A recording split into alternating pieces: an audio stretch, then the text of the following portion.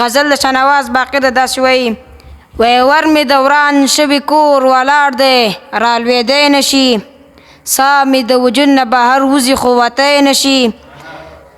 ساه مې د وجود نه بهر وځي خو وتی نه شي سخته چې په چا راشي نو دومره تنها پاتې شي اوښکې هم د سترګو ورسره پاتې کېدی نه شي او ته یې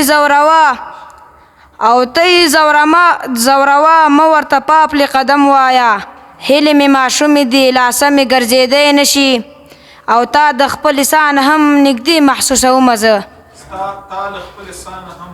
تا د خپل لسان هم نږدې محسوسومه زه وایم چې دا فاصله نوره لنډېدی نه شي